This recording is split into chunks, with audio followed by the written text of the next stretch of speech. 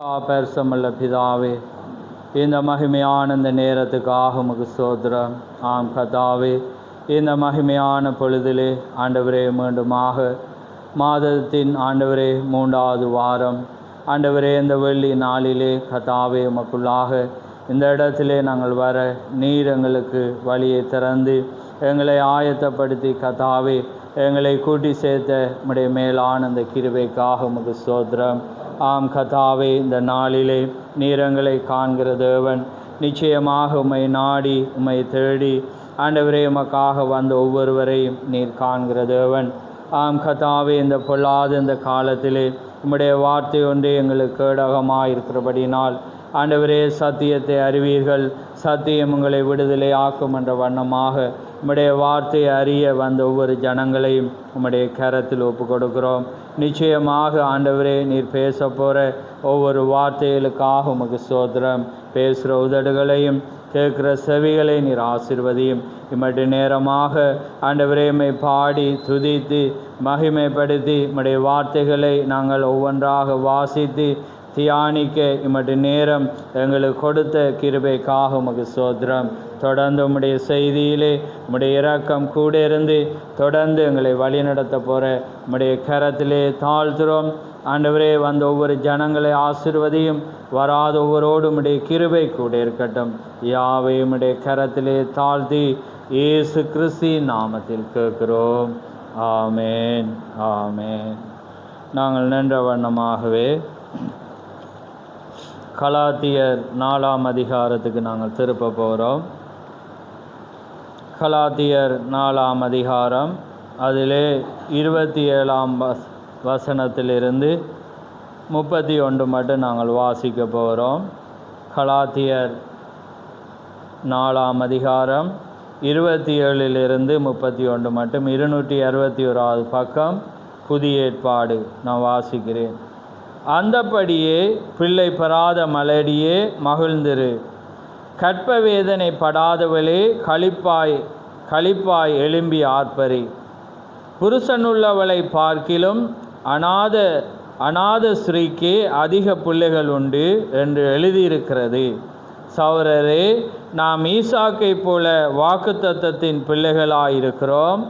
ஆகிலும் மாமிசத்தின்படி பிறந்தவன் ஆவியின்படி பிறந்தவனை அப்பொழுது துன்பப்படுத்தினது போல இப்பொழுதும் நடந்து வருகிறது. அதை குறித்து வேதம் என்ன சொல்கிறது? அடிமையானவனின் மகன் சுயாதீனமுள்ளவனுடைய குமாரனோடு சுதந்திரவாளியாயிருப்பதில்லை. ஆகையால் அடிமையானவனையும் அவளுடைய மகனையும் புறம்பே தள்ளு என்று சொல்லுகிறது. இப்படி இருக்க சகோதரரே, நாம் அடிமையானவளுக்கு பிள்ளையாயிராமல் சுயாதீனமுள்ளவளுக்கு பிள்ளைகளாயிருக்கிறோம். ஆமேன், ஆமேன். யாவரும் அமர்ந்திருங்கள். கர்த்தருடைய பரிசுத்த நாமம் மகிமைப்படுவதாக. இந்த 3வது வாரத்திலே நாங்கள் தீர்க்கதரிசியுடைய அங்கே வார்த்தைகளை, அதாவது புத்தகங்களை முழுமையாக முடியாது என்றாலும் அந்த புத்தகத்தில் உள்ள அவ்வளவத்தையும் சாரம்சமாக நாங்கள் பார்த்து வருகிறது உண்டு. அதே போல் இந்த நாளில் நாங்கள் பார்க்க போகிற செய்தியின் தலையங்கம் வித்து பதருடன் சுதந்திரவாளியாயிருப்பதில்லை. வித்து பதருடன் சுதந்திரவாளியாய் இருப்பதில்லை என்ற செய்தி 1965 பிப்ரவரி மாதம் 18ஆம் தேதி கொடுக்கப்பட்ட செய்தி. கடைசி அதாவது அவர் மரிக்கிற ஆண்டிலே கொடுக்கப்பட்ட ஒரு ஆழமான ஒரு செய்தி தான். ஆமேன்.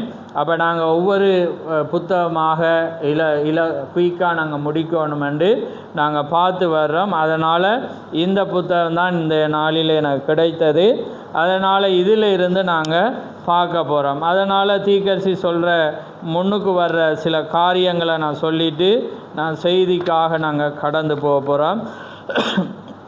அதாவது 8வது பந்தியில் அவர் என்ன சொல்கிறாருண்டா, நாம் பெரிய காரியங்களை எதிர்பார்த்து கொண்டிருக்கிறோம். அதாவது நாம் பெரிய காரியங்களை எதிர்பார்த்து கொண்டிருக்கிறோம். முதலாவது இயேசு கிறிஸ்துவின் வருகையையும் அதே நேரத்தில் அடுத்ததாக இழந்து போன ஆத்துமாக்களும் இன்றிரவு அவரை ஏற்றுக்கொண்டு ரட்சிக்கப்பட்டு அவருடைய வருகைக்கு ஆயத்தப்பட வேண்டும் என்பதே எதிர்நோக்கி கொண்டிருக்கிறோம். ஏன்னா உலக மனிதர்கள் பலதை எதிர்நோக்கி கொண்டிருப்பாங்க. ஆனால் நாங்கள் எதை எதிர்நோக்கி கொண்டிருக்கிறோம்டா தேவண்ட வருகையும் அதே நேரம் இழந்து போன ஆத்துமாக்களை நாங்கள் ரட்சிப்புக்கு வழி நடத்த வேண்டும் என்று அதுதான் நாங்கள் என்ன செய்யணும், எதிர்நோக்கி கொண்டிருக்கும். ஏன்னா நான் அடிக்கடி நான் உங்களை சொல்கிறதே ஏன்டா இப்போ நாங்கள் வரப்போகுதுன்னு சொல்லிவிட்டு நாங்கள் ஆத்துமாக்களை ஆதாயப்படுத்தாமல் அவங்கள ரட்சிக்காமல் இருந்தால் அவர் யார்கிட்ட கேட்பேர்?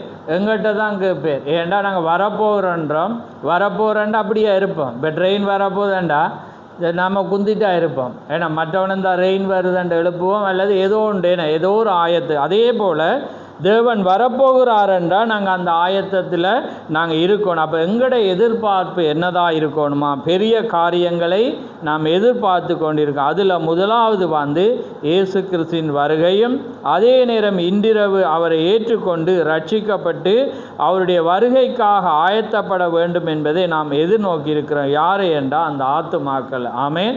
அவங்களும் ரட்சிக்கப்பட்டு அவருடைய வருகைக்காக எதிர்நோக்கி கொண்டிருக்கணும் என்று அவர் முதலாவது 9வது பந்தியில் அவர் விவரிக்கிறார். அடுத்த 9ல் பார்க்குறேன். அவர் சொல்கிறேன், மேடை மேல் அமைந்திருக்கும் இச்சிறந்த மனிதர்களுக்கு விசேஷித்த வாழ்த்துதலை நான் கொடுக்கிறேன். யாரென்று பார்க்கக்குள்ள 200க்கு மேற்பட்ட அங்கே போதகர்கள்மார்கள் அங்கே இருக்கிறாங்க. அவர்களையும் அவர் என்ன செய்கிறாரண்டா வாழ்த்துதல். ஏன்னா அவர் காலத்தில் அவர் சபையில் ஊழியம் செய்தது உண்டு. அதே நேரம் விசேட கூட்டங்கள். அப்போ விசேட கூட்டங்கள் வரக்குள்ள எல்லா போதகர்களும் வருவாங்க. வர்ற வேளையில் அவர் போதகராக தான் அழைப்பார். ஏன்னா போதிக்கிற எல்லாமே போதர். அதில் சுவிசேஷர்களும் அடங்குவாங்க, மேய்ப்பர்களும் அடங்குவாங்க. அதே நேரம் போதகர்கள், டீச்சர் என்ற அர்த்தம் ஆங்கிலத்தில். அப்போ அதுவும் அடங்கும். ஏன்னா அப்போ அவங்கள எல்லாரும் கொமன் வேர்டில் என்ன சொல்லுவாங்க, செய்வாங்க. அப்போ அதை அவர் அழைப்பு. அப்போ அதே போல் அப்போ உங்களுக்கு ஒரு கேள்வி வரும். அப்போ அவர காலத்தில் அவர் ஒரு உயர்ந்தவராக ஒரு தீர்க்கதரிசியாக இருந்தாலும் எல்லா இடங்களில் வர்ற போதகர்களும் போதிக்கிறத அவர் கேட்டுட்டு இருந்து. ஏன்னா புத்தகங்களை வாசிக்கிறவங்களுக்கு தெரியும். நீங்கள் குறைவானவர்களுக்காக நான் இதை விவரிக்கிறேன். ஏன்னா நீங்களும் சிந்திக்கக்கூடாதானே. அப்போ அவர் ஒரு மேன்மை உள்ளவராக இருந்தாலும் அவரை வச்சு கேட்டிருக்கலாம் தானே என்று சிந்திக்கலாம். பார்த்தீங்கன்னா சாதாரண போதகர்மார்கள் போதிக்கிற வேளையிலும் அவர் என்ன செஞ்சுட்டு அமர்ந்திருந்து கேட்கிறார். அதே நேரம் அந்த சபையில் போதகராக நெவில் இருந்தேர். இவருக்கு டைம் விடுற நாளில் தான் அவர் போதிச்சு. அப்போ யோசித்து பாருங்க. அப்போ தீர்க்கதரிசியாக இருந்தாலும் தேவன் அவரை கொண்டு பயன்படுத்தின நாட்களும் இருக்கிறது. அப்போ அப்படி ஒரு தாழ்மை உள்ளவர்களாக இருந்தேர். அதே நேரம் அதில் குறைவான வளர்ச்சி உள்ளவங்க இருந்திருப்பாங்க, வளராதவங்க இருந்திருப்பாங்க. ஒருவேளை இப்போ போதராக இவர் அற்புதம் இருந்தபடியே சாபனாக்களும் வந்தாங்க. அவங்களையும் அவர் என்ன செஞ்சார், வரவேற்றார். அப்போ அதெல்லாம் நீங்கள் பரிசுத்த ஆவியினால் அறியணும். ஏன்னா நாங்களும் சில காரியங்கள் வைக்கக்குள்ள சில மனிதர்கள் வரக்குள்ள நாங்களும் இடம் அளிப்பது உண்டு. அப்போ அதில் குறைவானது இருக்கும், வளர்ந்தவர்கள் இருப்பார்கள். ஆனால் பொதுவானதுகள் வரக்குள்ள நாங்கள் எல்லாருக்கும் இடங்களை கொடுக்கணும். ஏனென்றால் இது ஒரு சுவிசேஷ கூட்டமாக இருக்குது. ஆனால் ஞாயிறன்று வருகிற வேளையில் தேவனால் அழைக்கப்பட்டு நியமிக்கப்பட்டு போதவர்களாக இருக்கிறவங்களுக்கு தான் நாங்கள் என்ன செய்யலாம், அனுமதியை கொடுக்கலாம். என்றால் அது டீக்கன்மாரை நியமித்தல் என்ற செய்தியில் தீர்க்கதரிசி சபையின் ஒழுங்கில் அவர் சரியாக சொல்கிறார்.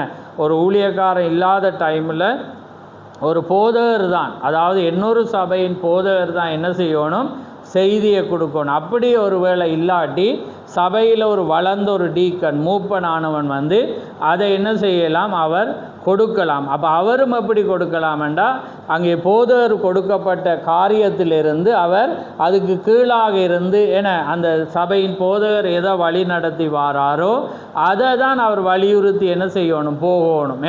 அப்படி தான் வேத ஒழுங்கு. அப்போ அதனால் பாருங்கள், அப்போ இது விளங்கி இருக்குமென்னு நினைக்கிறேன். அப்போ பாருங்கள், அப்போ 200க்கு மேற்பட்ட போதகர்கள் மேடையின் மேல், அதாவது பிரசங்க பீடத்தில் ஸ்பின்னுக்கு அடிச்சிருப்பாங்க. அதில் எல்லாரும் அமர்ந்திருப்பாங்க. இவருக்கும் டைம் கிடைக்கிற நேரம் கிடைப்பேர். மற்றபடி இவர் தனியாக நடத்தின கூட்டங்களும் இருக்கிறது. அதே நேரம் கொமனாக எல்லாரும் பேசுகிற கூட்டங்களும் இருந்தது. ஏன் நான் இதை சொல்கிறேன்னா, நீங்கள் ஒரு செய்தி படிக்கக்குள்ள முழுமையாக படிக்க மாட்டீங்கன்னு. அப்போ ஒரு சந்தர்ப்பங்கள் சூழல்கள் வரக்குள்ள நீங்கள் புரியணும். ஏன்னா பிரர் இதை போதிச்சு ஆணித்தரமாவார். சில நேரத்தில் என்ன நகைச்சுவையாளர்களும் பொதுவானவங்களையும் விடுறார். ஏன்னா சில நேரத்தில் அது காரியங்கள் சிந்திக்கக்கூடும் தானே பிசாசு. அப்போ அதனால் நாங்கள் சபையாக வளரக்குள்ள எப்பயுமே பரிசுத்த ஆவியாக நாங்கள் பரிசுத்த ஆவிக்குள்ளாக சில காரியங்களை நாங்கள் என்ன செய்யணும், புரிந்து கொள்ள வேண்டும். ரைட். அதே நேரத்தில் அந்த ஸ்தலத்தை குறித்து சொல்கிறார். அதாவது அவர் நடத்துகிற அந்த கட்டிடத்தை குறித்து அவர் பெருமை பாராட்டுற. என்னென்னா, இந்த ஸ்தலத்தில் நான் ஆராதிப்பதை குறித்து நான் மகிழ்ச்சி அடைகிறேன். இந்த ஸ்தலத்தை கட்டத்துவங்கக்குள்ளே இருந்து அவருக்குள்ள எண்ணம் வந்துச்சாம், எப்படியாவது இந்த கட்டிடத்தில் நான் ஒரு ஆராதனையை நடத்தணும் என்ற ஒரு எண்ணம் இருந்துச்சாம். அப்போ அதே போல் அந்த எண்ணம் பாருங்கள், அவருக்கு நிறைய நாள் இருந்தது. அந்த எண்ணத்தை அவர் நிறைவேற்றி அந்த அரங்கத்தில் ஆராதிப்பதை குறித்து அவர் சந்தோஷம் அடைகிறார். அப்போ உங்களுக்கு ஒரு கேள்வி வரும், ஏன் அப்போ அவ்வளோ என்ன ஒரு முக்கியமான இடமாக இருந்திருக்கு? அப்போ என்னன்னு பார்க்கக்குள்ள ஏறக்குறைய 30 ஆண்டுகளுக்கு முன்னால் அந்த காட்சி போகுது. என்னன்னு பார்த்தீங்கன்னா, அவர் ஒரு நாள் படுத்திருக்கிற வேளையில் என்னன்னா அவர் ஒரு என்ன சொப்பனம் காண்று. அப்போ அந்த சொப்பனம் காணக்குள்ள சொப்பனம் கண்டு அவர் என்ன செஞ்சிட்டாரண்டா, திடீரெண்டா அப்போ அந்த படுக்க முதல் என்ன பாரத்தோடு அவர் படுத்திருக்கிறாரண்டா, வீட்டில் வெளியில் தன்னை தகப்பனும் தாயும் ரட்சிக்கப்படணும் என்ற ஒரு வாஞ்சியோடு அவர் இருந்திருக்கிறார். ஏண்டா பாவியாக மரிப்பதை அவர் விரும்பல. அப்போ அதனால் அவர் என்ன செஞ்சிருக்கு, அப்படி எண்ணம் இருந்தது. அவர் சொப்பனம் கண்டோன்னு அவர் என்ன செய்கிற, விழித்தெழுந்து ஓடி போகிறார். எங்கண்டா, இந்த இடத்துக்கு தான். அப்போ அந்த நேரத்தில் இந்த இடம் எப்படி இருந்ததுண்டா, அந்த புத்தரை என்ன அதில் அவர் சொல்கிறார், நல்ல ஒரு புத்தரை அதில் என்ன சொல்கிறார், ஒரு என்ன புத்தரை அது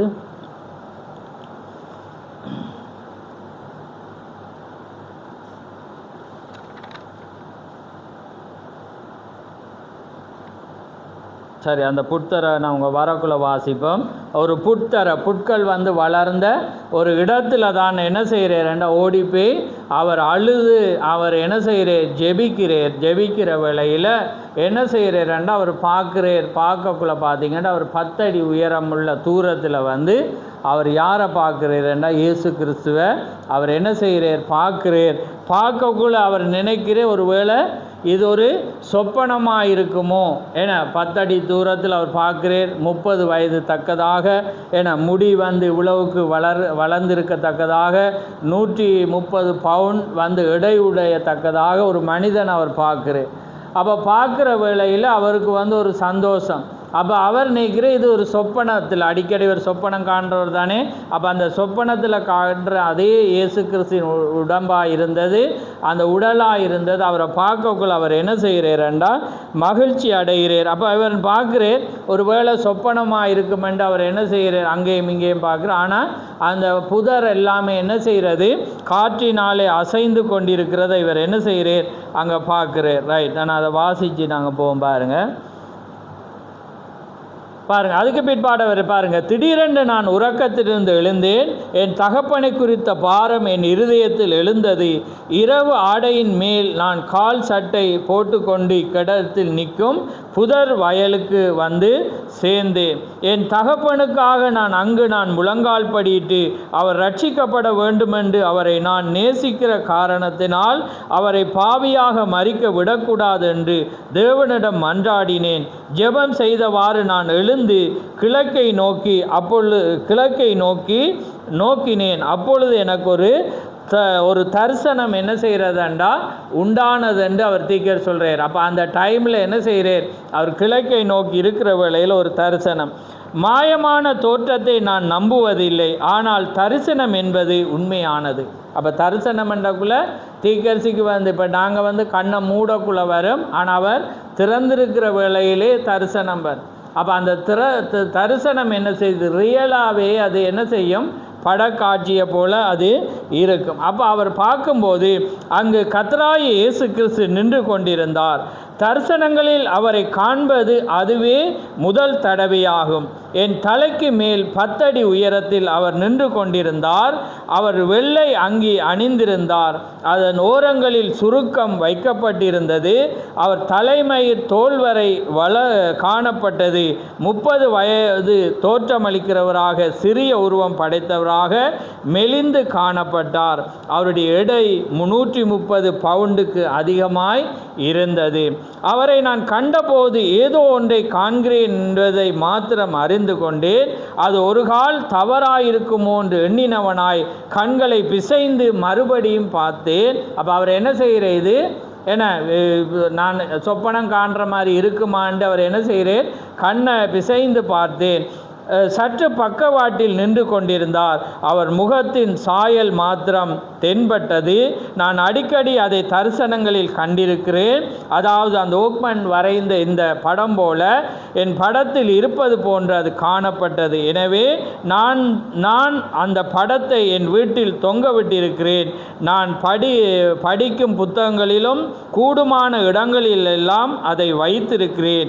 ஏனெனில் அதை போன்று நான் அவர் காணப்பட்டார். அவர் சிறிய உருவம் படைத்தவராய் எனக்கு தோன்றினது. அப்போ பாருங்கள், அந்த படத்தை அவர் என்ன செஞ்சுருக்க, எல்லா படிக்கிற இடம், ஏன்னா அவர் போகிற இடம், பார்க்குற இடம், எல்லா இடமும் என்ன செய்கிற அந்த படத்தை, ஏன்னா அதே சாயல், அதே அந்த படமாய் அது இருந்தபடினால அது வைத்து. ஏன்னா இந்த செய்தியில் உள்ளவங்களுக்கு என்ன, நீங்கள் விக்கிரங்களை வைக்கக்கூடாது, இதை வச்சிருக்கிறீங்கன்றெல்லாம் நிறைய பேருக்கு இடரலாக இருந்தது இந்த சபைக்கு வார. ஆனால் இப்போ அதெல்லாம் தேவன் மாற்றி இப்போ அவங்க வைக்கத்தக்கதாக பாருங்கள். ஏனென்றால் அதுதான் ஒரு மனிதன் செய்தியில் உறுதியாக இருக்கக்குள்ள நாங்கள் தீர்க்கதரிசி ஏற்றுக்கொண்டால் முழுமையாக தான் ஏற்றுக்கொள்வோம். ஏன்னா அவரே அதை வைக்கக்குள்ள அதுக்காக நாங்கள் விற்கிறதுக்காக வைக்கல, எங்களுக்கும் அதை கண்டோன்னு எங்களுக்கு ஒரு அழகு வருது, ஏன்னா கவர்ச்சி வருது, அவர் இருக்கிறன்ற ஒரு பயம் வருது. அப்போ ஏன்னா வேதம் அப்படி சொல்லுது, சீசன் என்னும் நாமத்தின் நிமித்தம் சீசனை ஏற்றுக்கொள்கிறவன்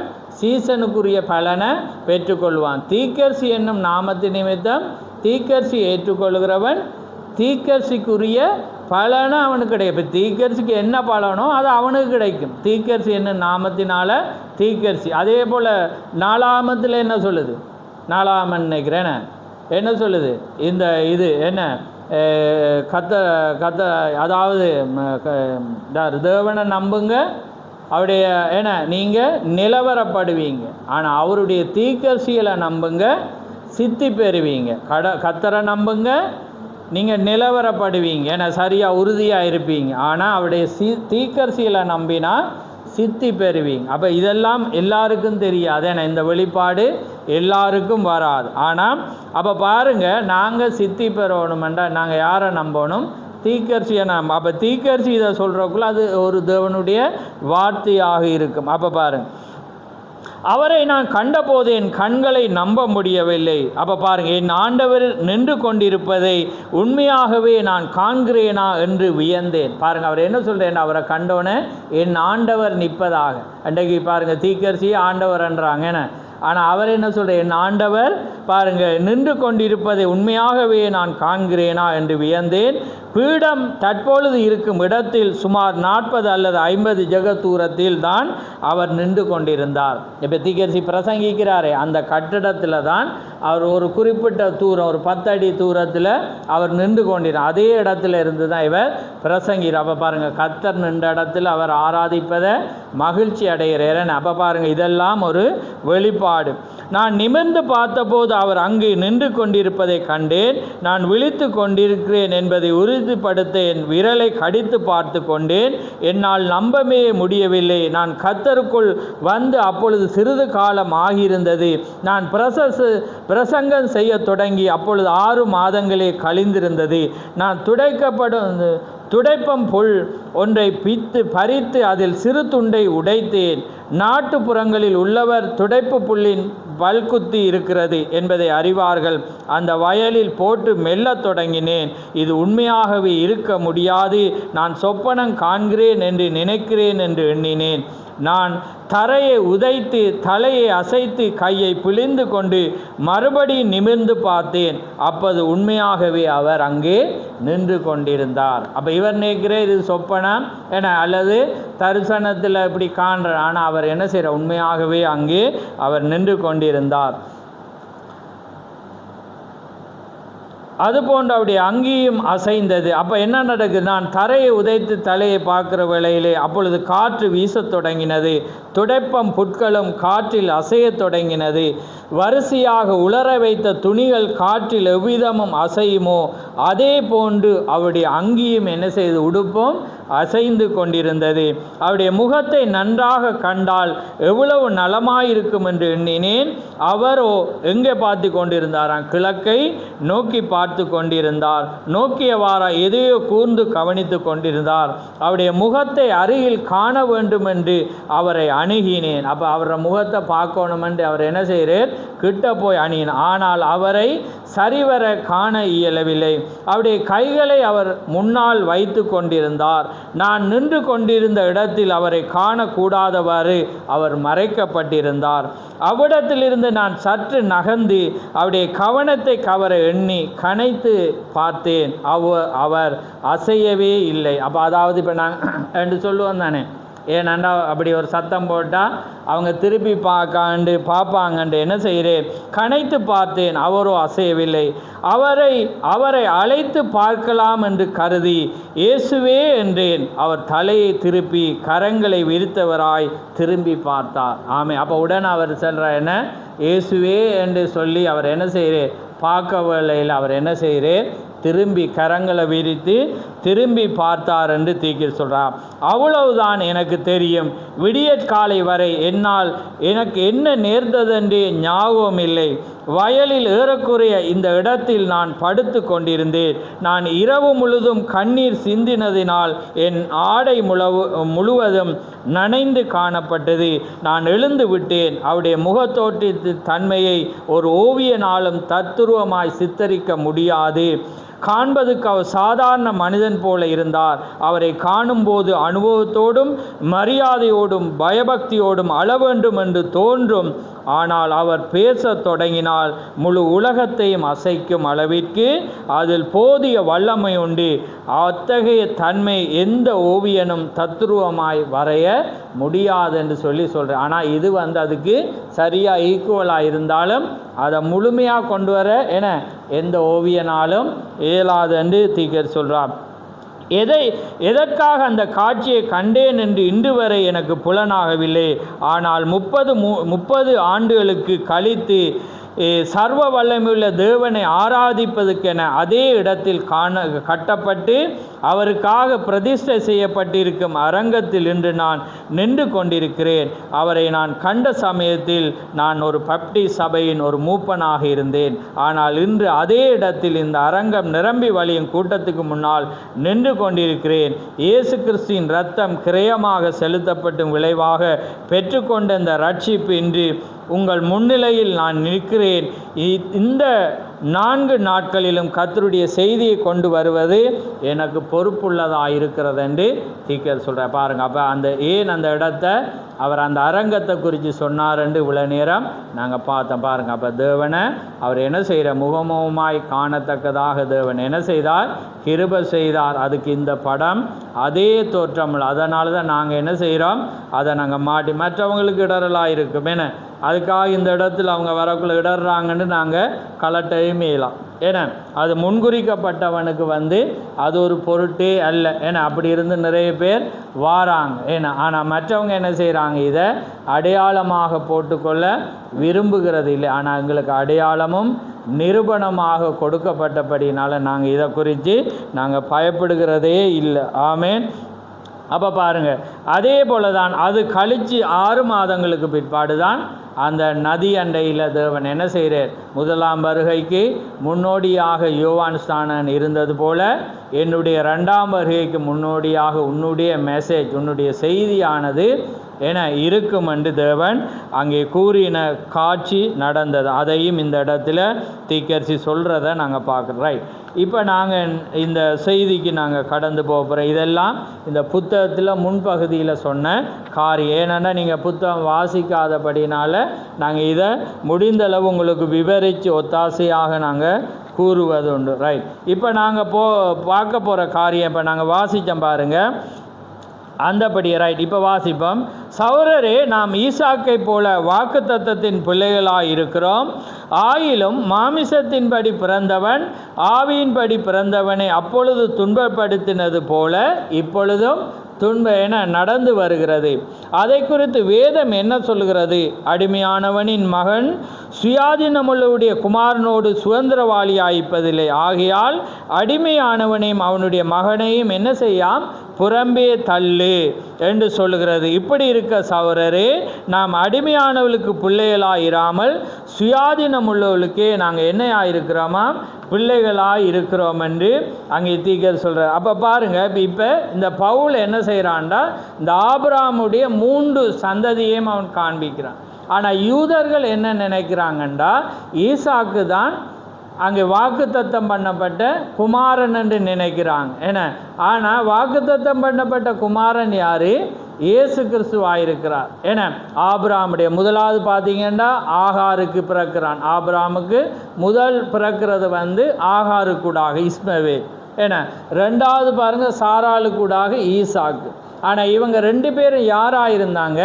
மாமிசத்தின்படி பிறந்தாங்க. ஆனால் ஒருவர் மாத்திரம்தான் யாராக இருந்தேர்? மரியாளுக்கு பிறந்தது இயேசு கிறிஸ்து. அவர் இரத்தம் இல்லை, ஏன்னா எதுவுமே எல்லாமே யாரால் சிருஷ்டிக்கப்பட்டது? தேவனால் சிருஷ்டிக்கப்பட்ட. அப்போ வேதம் சொல்கிற ஆபிரகாமுடைய உண்மையான ராஜரீக வித்து யாருண்டா? அது இயேசு கிறிஸ்து. விளங்குதா உங்களுக்கு? ஆனால் வேதம் என்ன சொல்கிறதுண்டா, யூதர்கள் என்ன சொல்கிறாங்கண்டா, அதுதான் சொல்கிறாங்கன்னு திக்க சொல்லலாம். ஆபிரகாமுக்கு வெவ்வேறு ஸ்திரீகள் மூலம் 2 குழந்தைகள் பிறந்தது என்பதை நாம் அறிவோம்.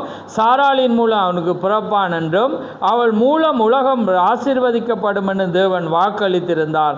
எல்லா தேசங்களும் இக்குமாரன் மூலம் ஆசீர்வதிக்கப்படும். இந்த குமாரன் ஈசாக் என்று வழக்கமாக நம்பப்பட்டது.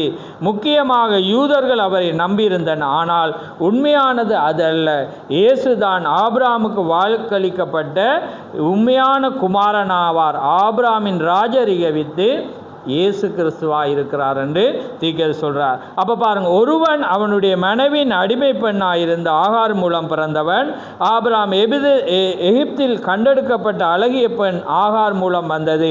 ஆனால் அதுக்கு பிற்பாடு வாக்குத்தத்தம் பண்ணப்பட்ட சாராளுக்கூடாக வந்தது. ஆனால் உண்மையான ராஜரீக வித்து யாராக இருந்ததுண்டா, ஆபிரகாம் சந்ததியில் தான் அவர் வந்தார். ஆனால் அது இயேசு கிறிஸ்துவாக இருந்தது என்று வேதம் சொல்கிறது. அப்போ பாரு, மற்ற எல்லாரும் யாராக இருந்தாங்க? மாமிசத்தின்படி பிறந்தவங்களாக இருந்தாங்கன்னு வேதம் சொல்கிறது. ரைட். தேவன் 3இல் பரிபூர்ணப்படுகிறார். அப்போ உங்களுக்கு தெரியும், 3 பரிபூரணம், 5 கிருப, ஏன்னா 7 நிறைவன், ஏன்னா அது முடிவு எண்ணாய் அது இருக்கிறது. அப்போ பாருங்கள், அப்போ 3 அவர் இஸ்மவேல், ஈசாக்கு, இயேசு கிறிஸ்து. அப்போ இயேசு கிறிஸ்து தான் 3ஆவதாக பரிபூரணம். அங்கே பார்த்தா ஆகார், அடுத்த சாராள், அங்கே மரியாள். அப்போ மரியாளில் தான் தேவன் என்ன செய்கிறார்? அந்த கற்பத்தில் தான் என்ன செய்தார்? வெளியே வந்தேர். ஆனால் மரியாளும் முதிர்ச்சி பெற்றவள் அல்ல, அவள் வித்த சுமந்தாள். ஆமே. ஆனால் இந்த கடைசி நாட்களில் தான் தேவன் ஒரு முதிர்ச்சியை அவர் கொண்டு வர. நாங்கள் முடிவில் நாங்கள் அதை பார்ப்போம்.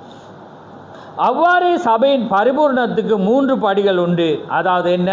நீதிமானாக்குதல், பரிசுத்தமாக்குதல், பரிசுத்தாவின் அபிஷேகம். இப்போ நீதிமானாக்குதல் வந்தோடனே நாங்கள் பரிபூர்ணம் அடைஞ்சோமா? இல்லை. அப்போ நீதிமானன்ற என்ன அர்த்தம்னு நாங்கள் பார்த்தோன்னாங்க, ஒருபோதும் பாவம் செய்யான். அப்போ நாங்கள் ஒருபோதும் பாவம் செய்யாமல் இருந்தாலும் நாங்கள் அடுத்த ஸ்டெப்பும் அடுத்ததும் இல்லாட்டி போகலாம். விளங்குதா உங்களுக்கு? அப்போ அடுத்தது பரிசுத்தமாக்குதல். ஏன்னா அதுக்கு பிற்பாடு பார்த்தீங்கன்னா என்ன? பரிசுத்த ஆவியின் அபிஷேகம். அது இருக்கக்குள்ள தான் என்ன நடக்கிறது? பரிசுத்த ஆவி பூரணமாகி நாங்கள் என்ன செய்யலாம்? போகலாம். அதே போல் தான் யார் வந்தது? அங்கே முன்னுக்கு லூத்தரன் அதுக்கு பிறகு வெஸ்லி வந்தாங்க, அதுக்கு பிறகு பெந்தகோஸ்தே வந்தது. அப்போ பாருங்கள், அது பரிபூர்ணம் அடைஞ்சிச்சா? இல்லை. ஏன்னா பெந்தகோஸ்தே வர்ற வேளையில் அது ஒரு வித்தை கொண்டு வந்துச்சு. ஆனால் அது என்ன செய்யலை? முதிர்ச்சி பெறையில். ஆனால் வித்தில் இருந்து தான் தேவன் யாரை கொண்டு வந்தேர்? மணவாட்டியை கொண்டு வந்தார். ஏன்னா அதனால தான் தீக்க சொல்கிறேன், இந்த உலகத்தில் எழும்பின கடைசி ஸ்தாபனம் யார்? பெந்தகோஸ்தே தான். பெந்தகோஸ்தேக்கு பிறகு எந்த ஸ்தாபனமும் வரையில். நீங்கள் பார்த்தீங்கன்னா எல்லா ஃப்ரீ சர்ச்சும் பெந்தகோஸ்தேலேருந்து தான் வந்துச்சு.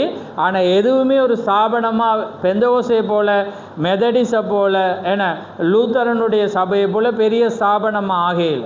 ஏனென்றா கடைசி ஸ்தாபனம் பெந்தகோஸ்தே. அதே அபிஷேகம் அவங்களுக்கு தான் என்ன செஞ்சிச்சு, கிடைச்சிச்சு. அவங்களோட காலத்தில் தான் ஆவியின் என்ன செய்கிறது, அபிஷேகம் ஊற்றப்பட்டது, அற்புத அடையாளங்கள் வந்தது, வரங்கள் திரும்ப அளிக்கப்பட்டது. ஆனால் அவங்க என்ன அடையலை, முதிர்ச்சி பெறையில். ஆனால் அதில் இருந்து தேவன் ஒரு முதிர்ச்சி அடைஞ்ச மனவாட்டிய தேவன் என்ன செய்கிறாராம், இந்த கடைசி நாட்களில் கொண்டு வருவார் என்று வேதம் சொல்கிறது. பாருங்கள், அப்போ பாருங்கள், நீதிமானாக்குதல் பரிசுத்தமாக பயிர் ஆவியின் அபிஷேகம்பை இயற்கையில் பிரசவம் உங்களுக்கு தெரியும். ஏன்னா தண்ணீர், ரத்தம், அங்கே ஜீவன். அதே போல் பிதா குமாரன் பரிசுத்தாவி எல்லாமே மூன்று. அப்போ அதே போல தான் அங்கே இஸ்மவேல் வந்தான், அங்கே ஈசாக்கு வந்தான், பரிபூர்ணம் அடையலை. ஆனால் என்ன நடந்தது, அங்கே இயேசு கிறிஸ்து வர்ற வேளையில் தான் எல்லாமே பரிபூர்ணம் அடைந்தது.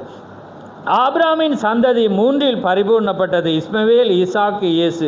அதுபோன்று தேவனும் மூன்றில் பரிபூர்ணப்படுகிறார்.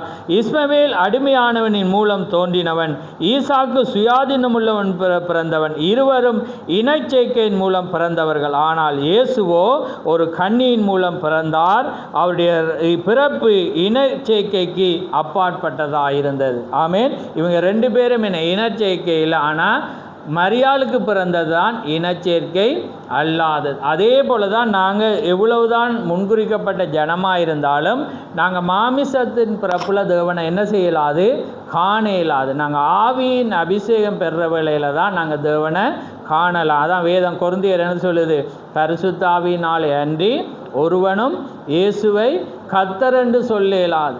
அப்போ பரிசுத்தாவில் இப்போ எல்லாரும் இயேசு இயேசுன்றாங்க, கடவுள்ன்றாங்க. ஏன்னா ரோமங்கத்தில் சேர்த்து கூட இயேசுவை தான் போதிக்கிறாங்க. ஏன்னா ஆனால் கடைசியில் கொண்டு வந்து முடிப்பான், பிதா குமாரன் பரிசுத்தாவின் பேராலே ஆமேன் என்று முடிச்சிருவான். ஆனால் இயேசுவே கடவுள், இயேசுவே ஆண்டவர், ஏன்னா அவர் வரப்போகிறார், ஏன்னா அவர் அற்புதம் செய்யலார், அவர் சுகமளிக்கிறார். அவெல்லாம் பாருங்கள், அந்த கூட்டமெல்லாம் போனால் பாருங்கள், எல்லாம் சொல்லிட்டு மூன்றில் கொண்டு ஏன்னா முடிச்சிடுவாங்க. ஏன்னா அப்போ இயேசுவே ஆண்டவர் ஆண்டு அவருக்கு நிகர் ஒருவருமே இல்லை. ஏன்னா அப்போ அவர் மூன்றில் அவர் பரிபூர்ணப்படுகிற ஒரே தேவன். ஏன்னா மூன்று கட்டங்கள், மூன்று தன்மைகள், ஆனால் மூவர் அல்ல. ஏன்னா ஒரே தேவன், மூன்று படிகள், மூன்று தன்மைகள் என்ற அர்த்தம் தான் வரும். அதுக்காக அவர் ஒருத்துவ தேவனும் அல்ல. ஒருத்துவம் என்றால் நீங்கள் பார்த்தீங்கன்னா இயேசு தான் கடவுள் என்று சொல்லுவாங்க. ஏன்னா இயேசு தான் கடவுள். ஆனால் அந்த ஒருத்துவத்தை அவங்க எப்படி கொண்டு வராங்கண்டா, பிதா இல்லை, ஏன்னா இது இல்லைன்னு பழைய ஏற்பாடு என்ன செய்ய மாட்டாங்க, எடுக்க மாட்டாங்க. நீங்கள் பார்த்துருப்பீங்க. சில இப்போ எல்லாம் பைபிள் அச்சிட பிறையில் பழைய பாடுங்கிறதில்லைன்னு அது யூதருக்குன்னு சொல்லி இயேசு தான் கடவுள்னு அந்த ஒருத்துவத்துக்கு போவாங்க. ஆனால் மூன்று காலங்கள் வெளிப்பட்ட ஒரே தேவன் என்ற வார்த்தையை நாங்கள் விசுவாசிக்கிறபடினால அவர் பிதாவாக இருந்தார், குமாரனாக இருந்தார், ஏன்னா பரிசுத்தாவியாக இருந்தார். மூன்றும் ஒரே தேவன் என்பதை நாங்கள் விசுவாசிக்கிறோம். திருத்துவம் மூன்றும் வேறு வேறுன்றது. ஏன்னா அந்த அந்த இந்து கடவுள்களுக்கு ஒரே உடம்புல 4-5-10 தலைகள் மாதிரி இவங்க ஒரே தேவனுக்குள்ளே 3 தலை வார மாதிரி என்ன செய்கிறாங்க, கொண்டு வராங்க. ஆனால் அதில் ஆழம் அங்கே இருக்கிறது. நாங்கள் பழைய ஏற்பாடையும் விசுவாசிக்கிறோம், இயேசு கிறிஸ்துடைய காலத்தையும் விசுவாசிக்கிறோம், இப்பையும் நாங்கள் விசுவாசிக்கிறோம். அதே தேவன் மீண்டும் வருவார் என்பதையும் நாங்கள் விசுவாசிக்கிறவர்களாக இருக்கிறோம். ஆமேன். ரைட்.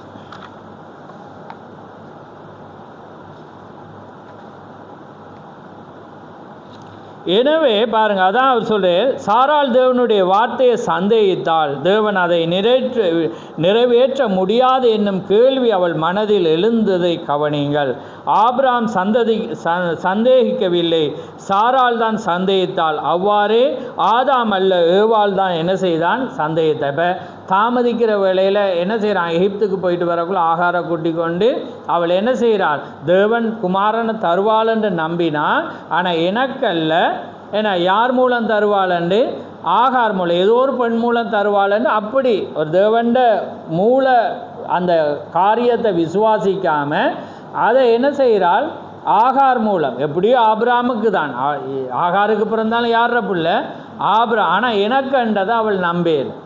ஏன்னா அதே போல தான் தீகர் சொல்கிறார், வெஸ்லி வந்து சாராளுக்கு அடையாளமாக இருந்தான். இப்போ வெஸ்லியை பார்க்கக்குள்ள அவங்க என்ன செய்கிறாங்க, நிறைய காரியத்தை நம்பல. அவங்க இவன் நீதிமான் என விசுவாசத்தினால் நீதிமான் பிழைப்பான், இவங்க பரிசுத்தாவியை பரிசுத்தமாக்குதலை நம்பினாங்க. ஆனால் என்னத்தை நம்பல, பரிசுத்தாவின் அபிஷேகத்தை, தேவண்ட ஆவிய அபிஷேகத்தை அவங்க என்ன செய்யலை, நம்பல. அதே போல தான் சாரால் என்னத்தை நம்பலண்டா, இயற்கையில் ஏற்பட்ட தேவன் இயற்கைக்கு மேம்பட்ட காரியத்தை நான் வயதாகி இருந்தாலும் எனக்கு 100 வயது 90 வயதாக இருந்தாலும் எனக்கு மாதவிடாய் நின்று போனாலும் அதையும் தாண்டி தேவன் செய்வார் என்றதை அவள் நம்பலையா.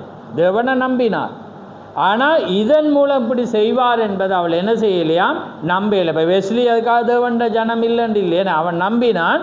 ஆனால் பரிசுத்தாவின் அபிஷேகத்தை அவங்களுக்கு தெரியாது. அவங்க நினைச்சாங்க என்னண்டா பாவம் செய்யக்கூடாது என பரிசுத்தமாக்குதலில் இருந்தாங்க. ஆனால் அந்த அபிஷேகத்தை, பரிசுத்தாவின் வழி நடத்தல் என பரிசுத்தாவின் கிரியைகள், அந்நிய பாஷை, இதெல்லாம் வந்து யார் நம்பலை, மெதடிசிப்பையும் நம்பாது, அந்நிய பாஷையை நம்பாது, சுகமளிக்கிறத நம்பாது என இதெல்லாமே நம்பாது. ஆனால் வெஸ்லி அந்த காலத்தில் சுகமாக்குதலை நம்பினேன். ஏன்னா அவர் குதிரை வியாதிப்பட்ட நேரம் அவர் அதுக்காக ஜெபிச்சார், தேவன் சொஸ்தமாக்கினார். ஆனால் அதை தாண்டி வந்த எதையுமே அவங்க என்ன செய்யலை, நம்பலை. ஆமென்.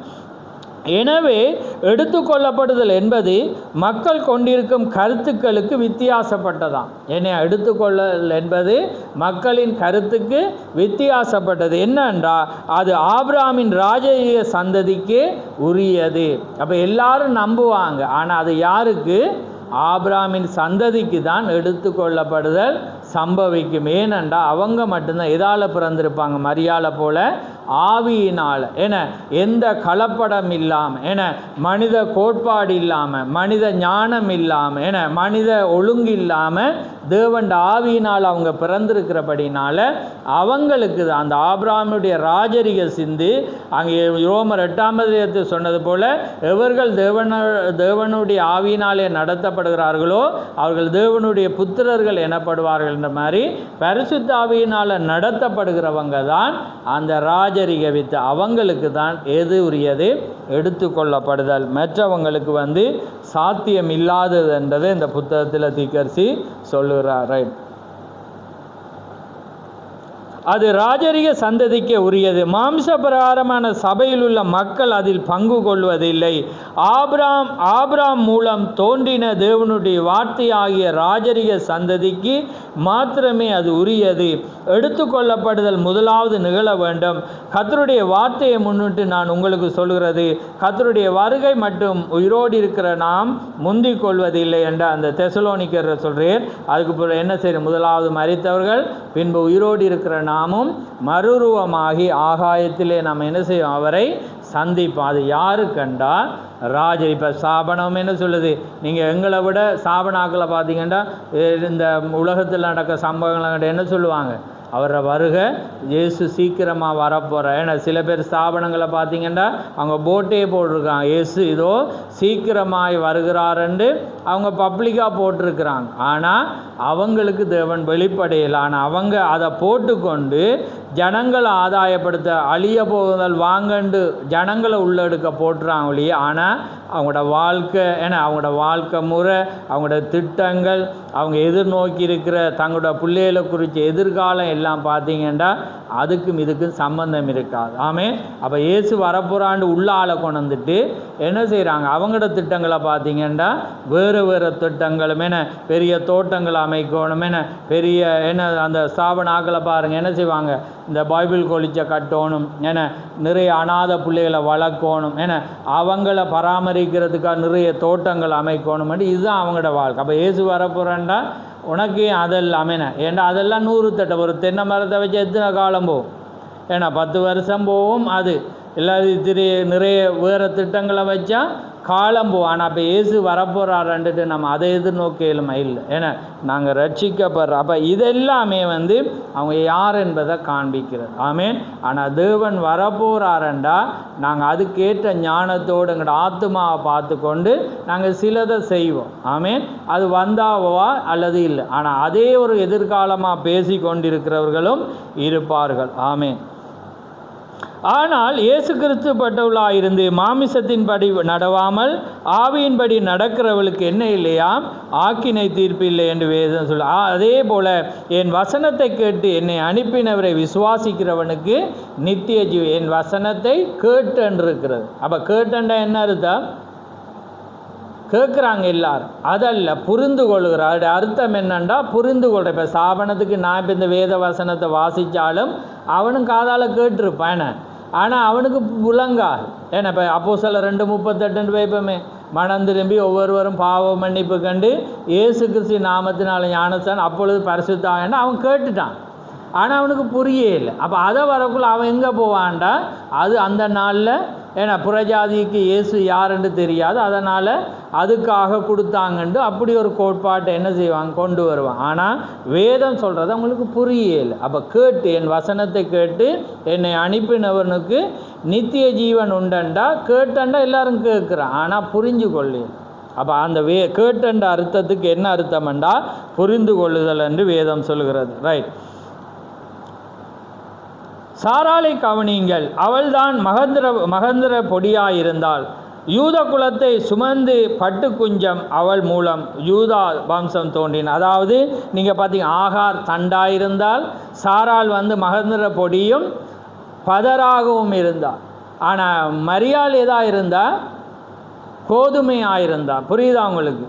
அப்போ முதலாவது தண்டு மகந்திர பொடி என, அதாவது என்ன சொல்கிற பதர் என, அதிலிருந்து ஒரு இது மாதிரி என்ன வரும்? பதர் வரும்.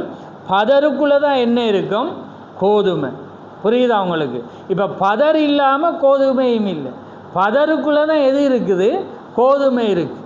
இப்போ நீங்கள் பதரை பிரிக்கக்குள்ளே உள்ள கோதுமை இருக்கும். பதர் தான் எதை காப்பாற்றி கொண்டிருக்குமெண்டா அந்த கோதுமையை சுமந்து கொண்டிருக்கிறது. அப்போ அதான் திக்க சொல்கிறேன், பெந்தகோசை எதாக இருக்குண்டா பதராக இருக்குது.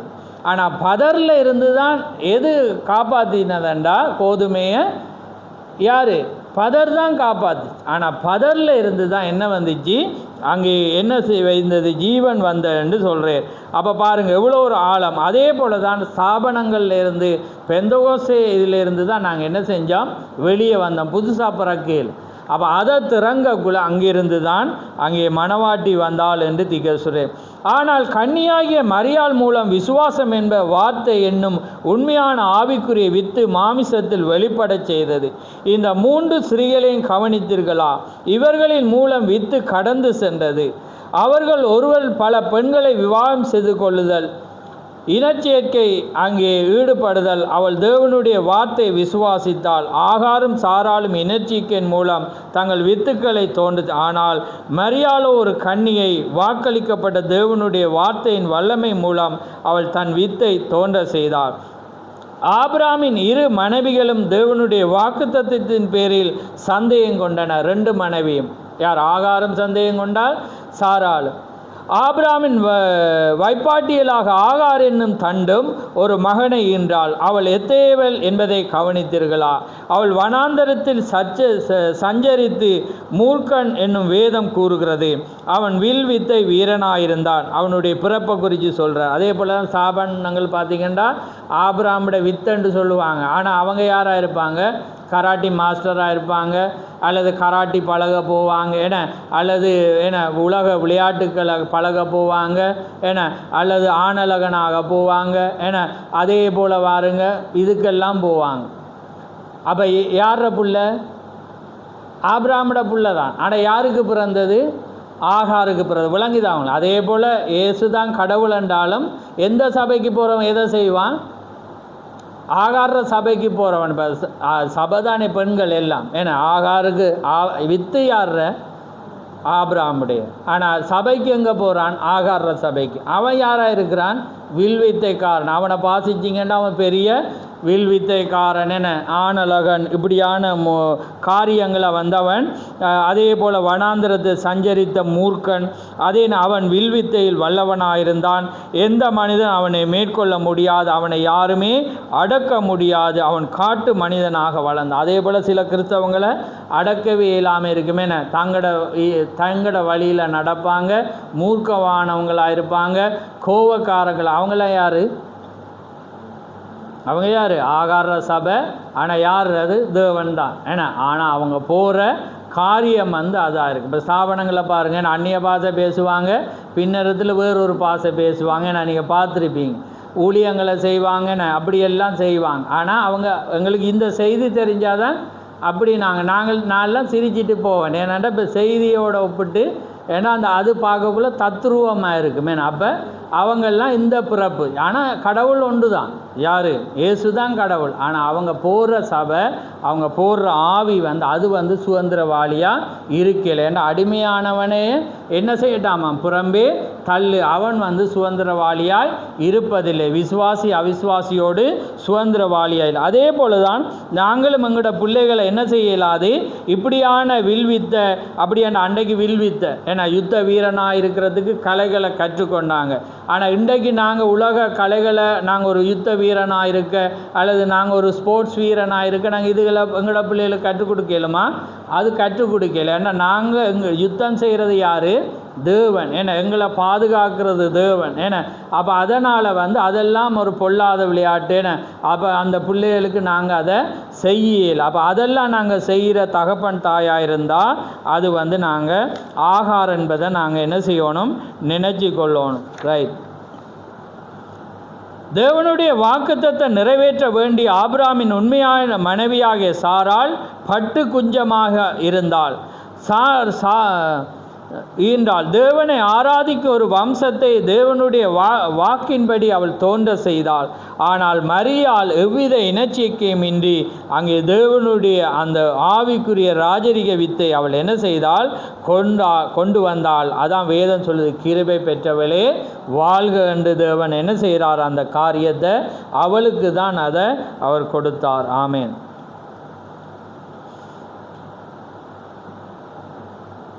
ரைட். அதே போல் பாருங்கள், அது உண்மையான வித்தை தோன்றியிருக்க முயலும்.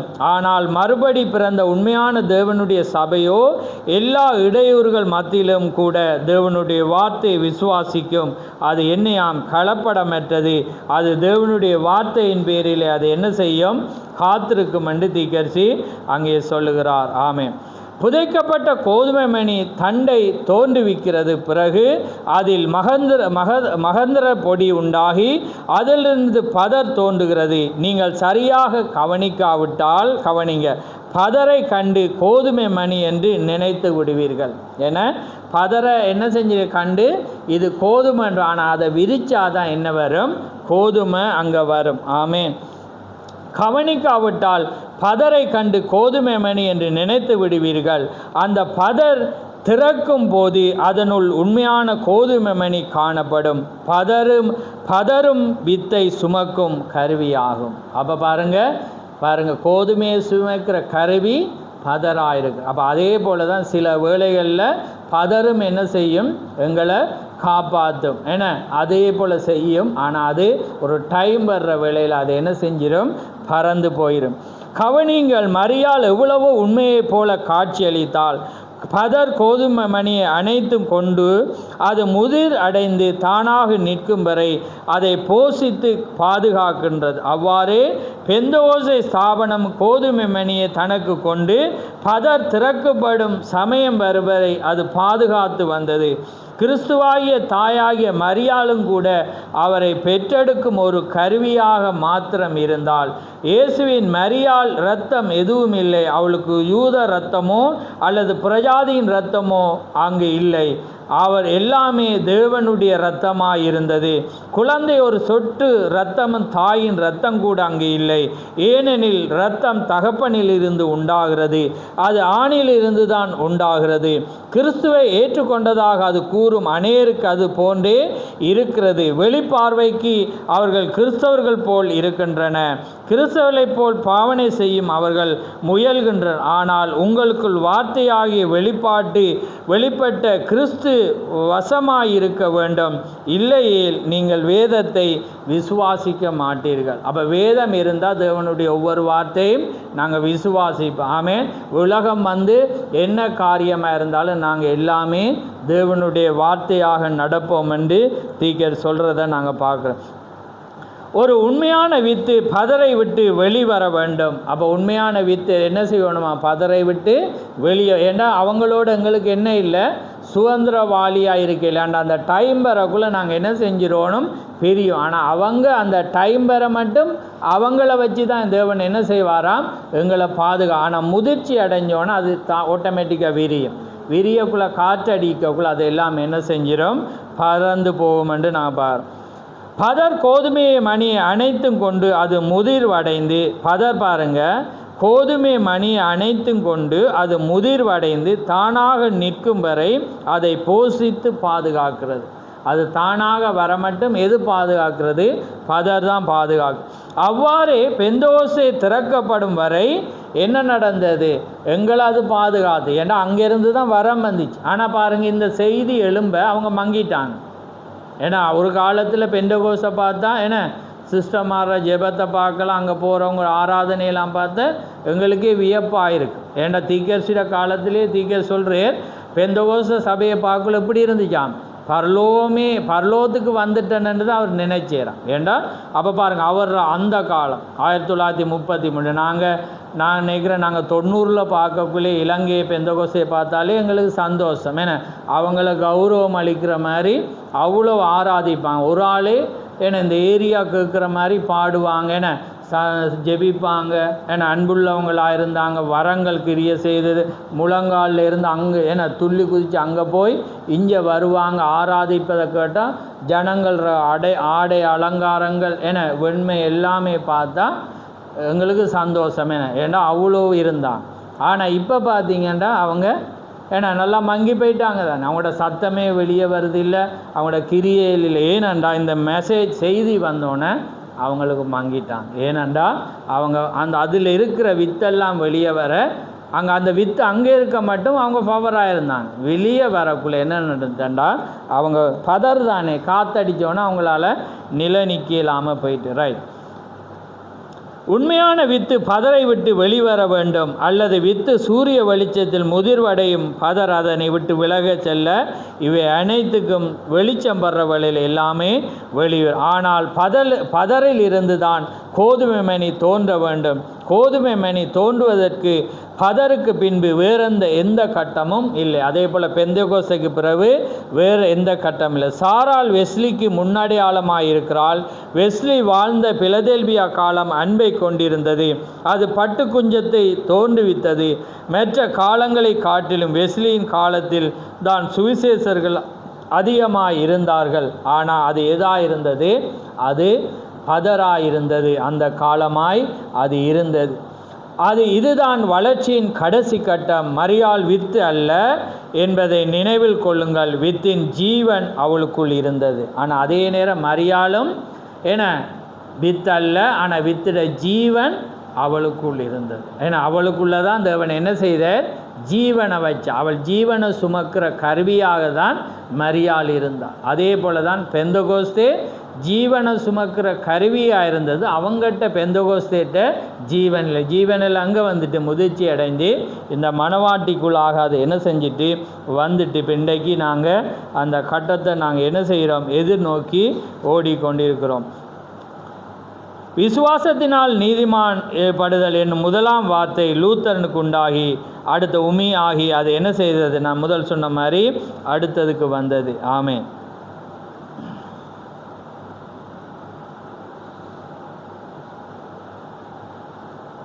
ரைட், அடுத்ததை பாருங்கள். ஏனெனில் ஈசாக்கி மூலம் தோன்றின இஸ்மவேல் ஜனங்கள் தவறிழைத்து உண்மையான சந்ததியாகி இயேசுவை மறுதளித்தனர். அல்லேலுயா. இஸ்ரவேலர் அந்த உண்மையான வித்தை மறுதளித்த. இப்போ பாருங்கள், ஆபிரகாம் மூலம் இஸ்மவேலும் ஈசாக்கு வந்தாலும் அவங்க யாரை மறுதளிக்கிறாங்க? இயேசுவை மறுதளிக்கிறாங்க தானே. அப்போ அவங்க இயேசுவ ஒரு தூதனாக. அதே போல் பாருங்கள், இன்றைக்கி ஸ்தாபனம் ஆகார புள்ள சாராள்ற புள்ள தான் அவங்க. அதே நேரம் அவங்களோட அப்பா யார்? இயேசு தான். ஆனால் அவங்க யாரை மறுதளிக்கிறாங்க? இயேசு கிறிஸ்துவை மறுதளிக்கிறாங்க. இப்போ கடவுள் ஒருவர், இயேசு தான் ரட்சிக்கிறன்றாலும் பிதா ஒருவர் இருக்கிறன்ற ஒரு வெளிப்பாடில் இருப்பாங்க. அப்போ அவங்க என்ன செய்கிறாங்க? இயேசு கிறிஸ்துவோட ஞானஸ்தானத்தை மறுதளிக்கிறாங்க. இயேசு கிறிஸ்துவோட பிறப்பை மறுதளிக்கிறாங்க. அவர் தான் தேவன் என்பதை மறுதளிக்கக்குள்ள அதே காரியத்தை தான் இவங்க செஞ்சாங்க. அவங்க யாராக இருந்தாலும் அதான் அவர் சொல்கிறார், நீங்கள் ஆபிரகாமை நீங்கள் அவர் நல்ல ஒரு வசனம், அவர் என்ன சொல்கிறாருன்றா, நீங்கள் உங்களோட பிதா ஆபிரகாம்னு சொல்கிறீங்க, ஆனால் ஏன்னா ஆபிரகாம் என்னுடைய நாளை காண ஆசையாக இருந்தால் ஆபிரகாம் இருக்கக்குள்ள நீங்கள் என்ன கல்லறிய வாரீங்க? அப்போ உங்களோட பிதா ஆபிரகாம்ன்றீங்க, ஆனால் ஆபிரகாமே என்ன காண தான் அவன் ஆஞ்சியாக இருந்தான். ஆனால் அவங்க யாருன்ற பிள்ளை? அதே போல் தான் அவங்க என்ன சொல்லுவாங்க, நாங்கள் இயேசுவை தான் ஆராதிக்கிறோம் என்றாலும் யாருக்கு எதிராக இருப்பாங்க? இந்த வார்த்தைக்கு எதிராக. அப்போ பாருங்கள் எவ்வளவு அழகான பொருத்தம் பாருங்கள். அப்போ இஸ்மவேலும் ஈசாக்கும் என்ன செஞ்சாங்க? இயேசுவை மறுதளிக்கிறாங்க. அதே போல தான் இயேசுவை பரிசுத்தாவியாலே அன்று இயேசுவை ஒருவனும் கர்த்தர் என்று சொல்ல இயலாது. அந்திகிறிஸ்து யார் என்றால் இயேசுவை மறுதளிக்கிறவர்கள் தான் அந்திகிறிஸ்து என்று வேதம் சொல்கிறது. மறுதளிக்கிறாங்களா இல்லையா? ஆனால் அவங்க பேரை சொன்னால் இயேசு தான் கடவுள்னா அப்படி சொல்ல மாட்டாங்க, அதை மறுதளிக்க மாட்டாங்க. ஆனால் அவர் எழுதப்பட்ட அந்த வார்த்தையை அவங்க என்ன செய்வாங்க? மறுதளிக்கிறத நாங்கள் பார்க்குறோம்.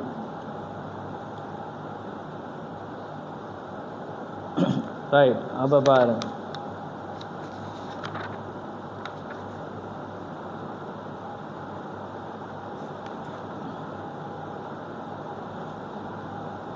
ரைட். அடுத்தது பாருங்கள், அவர் சொல்கிறேன்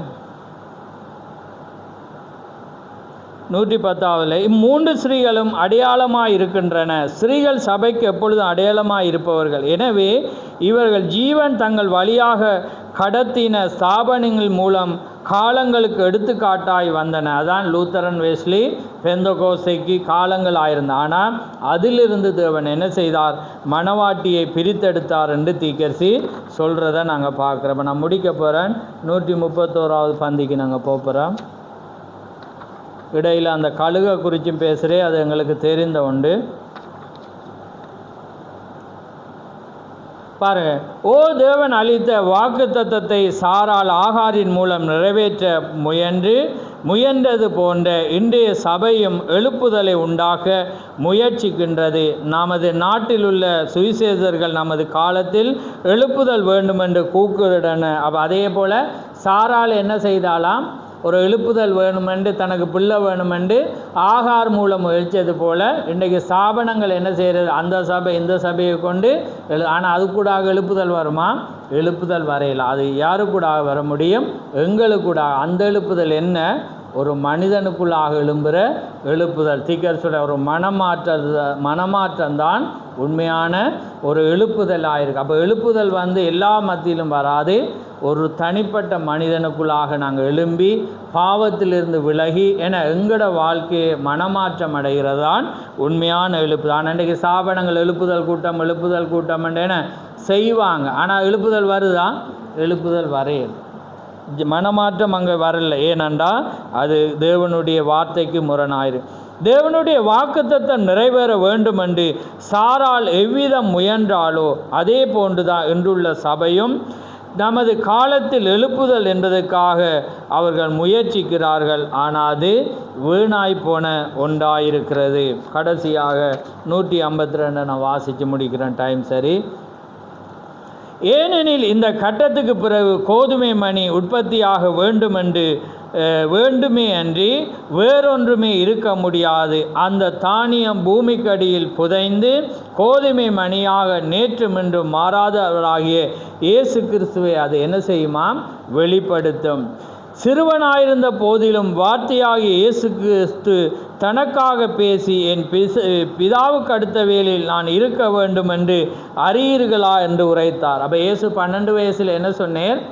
நான் பிதாவுக்கு அடுத்தவைகள் இருக்க வேண்டும் என்று அறியீர்களா அதாவது நான் அதில் அந்த பிதாவுக்கு அடுத்தவைகள், அதாவது பிதாவுடைய வேலைகளை, அதாவது சரியான மொழிபெயர்ப்பு பிதாவினுடைய பணி, பிதாவினுடைய வேலை, இந்த ரெண்டையும் நான் என்ன செய்யணுமாம்? செய்ய வேண்டும் என்று நீங்கள் அறியீர்களா? அதாவது அங்கே ஆங்கில வேதாமத்தில் ஃபாதர்ஸ் பிஸ்னஸ் என்று இருக்குது. அதாவது பிதாவின் பொறுப்பு, பிதாவின் பணி. அப்போ அவர் என்ன செய்கிறார்? பிதாவோட பொறுப்பில் இருந்தார், பிதாவோட பணியை அவர் என்ன செய்தார்? அதுபோல் இப்போ ஏன் நான் இதை வாசிக்கிறேன்டா, அதே போல் இயற்கையின் பெண்களின் மூலம் தோன்றினது அவ்வாறு இருந்தது போல ஆவிக்குரிய ஸ்திரீகளாகிய சபைகளின் மூலம் தோன்றினது எப்படி இருக்க வேண்டும்? நமக்கு அது எவ்விதம் பொருந்தும்? உற்பத்தியான கோதுமை மணி நாங்கள் பிதாவுக்கு அடுத்தவையில் இருக்க வேண்டும் என்று கூக்கரிலிட்டு மல்கியா 4, எபிரேயர் 13:8, லூக்கா 17:30 அப்படியாக அதை நிரூபித்து தேவனுடைய எல்லா வார்த்தையும் சரி என நிரூபிக்கும் பிதாவின் பணி என்னவென்று நாங்கள் வெளிப்படுத்த வேண்டி நிரூபிக்க வேண்டிய ஜனமாயிருக்கிறோம். அப்போ யாருக்கு அவர் சொல்கிறார்? அன்றைக்கு இயேசு கிறிஸ்து சொன்ன வார்த்தையை இன்றைக்கு தீர்க்கதரிசி மணவாட்டிக்கு சொல்கிறார். லூக்கா 17:30 என்ன மனுஷகுமாருடைய ஊழியம். அதே போல் எபிரேயர் 13:8 எது? இயேசு கிறிஸ்து நேற்று மீண்டும் மாறாதவர். அப்போ இது எல்லா வார்த்தையும் அவள் மல்கியா 4 என்ன அந்த ஊழியமானது என பிள்ளைகளுடைய இருதயம் பிதாக்களுக்கு. அப்போ இது எல்லாமே யார் மூலம்? எங்கள் மூலம். அப்போ நாங்கள் எங்களோட வேலை என்ன இருக்கணும்? பிதாவுக்கு அடுத்தவைகள், பிதாவுடைய பணியை, பிதாவுடைய பொறுப்பை நாங்கள் செய்ய வேண்டியவளாக இருக்க வேண்டும் என்று தீர்க்கதரிசி இந்த வித்து பதருடன் சுதந்திரவாளியாக இருப்பதில்லை என்ற இந்த செய்தியில் எங்களுக்கு விவரிக்கிறார். ஆமேன். அப்போ உங்களுக்கு புரிஞ்சிருக்கும் என்று நாங்கள் விசுவாசிக்கிறேன். ஏனென்றால் இன்றைக்கு விசுவாசிக்கும் அவிசுவாசிக்கும் சம்பந்தம் ஏது? அப்போ நாங்கள் இன்றைக்கு பிழையானதிலிருந்து நாங்கள் என்ன செய்யணும்? விடுபட வேண்டும் என. அப்போ இன்றைக்கு தேவன் எங்களை தெரிஞ்சு கொண்டிருக்கிறார். அப்போ எங்களோட பணி என்னவாக இருக்க வேண்டும்? அப்போ இன்றைக்கு நாங்கள் 3 பேரை பார்த்தோம். ஆகார், சாராள், நாங்கள் மரியா. அப்போ ஆகார்ற புல் எப்படி இருந்துச்சு? சாராள்ற புல் எப்படி இருந்துச்சு ஏன்னா? ஆனால் இன்றைக்கு மரியாள்ற பிள்ளை என்றால், அதாவது இனச்சேர்க்கையை நின்று நாங்கள் ஆவியினால் பிறந்திருந்தால் நாங்கள் பிதாவுக்கு அடுத்த பணியில் நாங்கள் இருக்கணும். அவங்களுக்கு தான் எடுத்து கொள்ளப்படுதல். ராஜரிக ஆபிராமின் சந்ததிக்கு. இப்போ ஸ்தாபனங்கள் இயேசுவால் பிறந்திருந்தாலும் அவங்க எதில் இருக்கிறாங்க? ஆகார பிள்ளையை வளர்க்குறாங்க, சாராள போல பிள்ளையை வளர்க்குறாங்க. ஆனால் யாரை மறுதளிக்கிறாங்க? யூதர்கள் யாரை மறுக்கிறாங்க? இயேசுவை. அதே போல் இன்றைக்கு ஸ்தாபனங்கள் மறுக்குது தானே, அவங்க மறுதளிக்கிறாங்க. ஆனால் மணவாட்டி சபை இயேசுவை மறுதளிக்காது. ஆமேன். அவளுக்கு அவர்தான் கடவுள், அவர்தான் தேவன். அந்த நாமத்தினால்தான் அவங்க என்ன செஞ்சு மறுபிறப்பை பெற்றிருக்கோம். அப்போ அதே போல் இந்த மெசேஜில் வந்துட்டு நாங்களும் இந்த காரியங்களில் நாங்கள் என்ன செய்யலாது? எங்களோட காரியத்தில் நாங்கள் வளர்க்க இயலாது. நாங்கள் தேவனுக்குள்ளாக எங்களோட பொறுப்பு முழுக்க தேவனுக்கு அடுத்தவைகள், தேவன்ட பணியில் நாங்கள் இருக்கணும். ஏன்னா எப்பயுமே நாங்கள் 8ஆம் பந்தியில் அவர் என்ன சொன்னார்? நாங்கள் பெரிய எதிர்பார்ப்போடு இருக்கிறோம். என்ன எதிர்பார்ப்பு? தேவன்ட வருகையும் அதே நேரம் ஆத்துமாக்கள், இழந்து போன அந்த ஆத்துமாக்களை நாங்கள் மீட்பது தான் எங்களோட பணியாக இருக்கணும். ஆமேன். அதனால் கர்த்தர் தாமே உங்களை ஆசீர்வதிப்பாராக. நாங்கள் யாவரும் எழுந்திருப்போம். நன்றி ஆண்டவரே, நன்றி கர்த்தாவே, உமக்கு ஸ்தோத்திரம் ஸ்தோத்திரம் ஆண்டவரே, சர்வல்லவரே, உமக்கு கோடான கோடி ஸ்தோத்திரம் அப்பா. பிதாவே, உமக்கு ஸ்தோத்திரம் ஸ்தோத்திரம் ஆண்டவரே, மகா பேசமுள்ள பிதாவே, இந்த மகிமையான இந்த நேரத்துக்காக உமக்கு ஸ்தோத்திரம். ஆம் கர்த்தாவே, இந்த மகிமையான பொழுதிலே ஆண்டவரே ஒரு அழகான ஒரு செய்தியை நாங்கள் கேட்கும்படியாக நீர் கொடுத்த அந்த கிருபைக்காக உமக்கு ஸ்தோத்திரம். வித்து ஆண்டவரே பதரனுடன் சுதந்திரவாளியாக இருப்பதில்லை என்ற செய்தி கேட்ட வண்ணமாக ஆண்டவரே அவிசுவாசமான காரியங்கள், அவிசுவாசமான கிரியலோடு நாங்கள் சம்பந்தப்படுத்தி கொள்ளாத வண்ணம் நாங்கள் உம்மோடு உம்முடைய பணியை செய்கிறவர்களாக நாங்கள் தொடர்ந்து முன்னேற நீர் எங்களோடு பேசின இந்த வார்த்தைகளுக்காக உமக்கு ஸ்தோத்திரம். கேட்ட வார்த்தைகளை ஆசீர்வதியும், வந்த ஜனங்களை ஆசீர்வதியும், வராத ஒவ்வொருவரோடும் உம்முடைய இரக்கம் கூட இருக்கட்டும். யாவை உம்முடைய கரத்திலே தாழ்த்தி இயேசு கிறிஸ்து நாமத்தில் கேட்கிறோம். ஆமேன் ஆமேன். என் ஆத்துமாவே கர்த்தரை சோத்ரி, என் முழு உள்ளமே அவருடைய பிரஸ்நாமத்தை சோத்ரி. என் ஆத்துமாவே கர்த்தரை சோத்ரி, அவர் செய்த சகல உபகாரங்களையும் மறவாதே. ஆமேன் ஆமேன். கர்த்தர் தாமே உங்கள் ஒவ்வொருவரையும் ஆசீர்வதிப்பார்.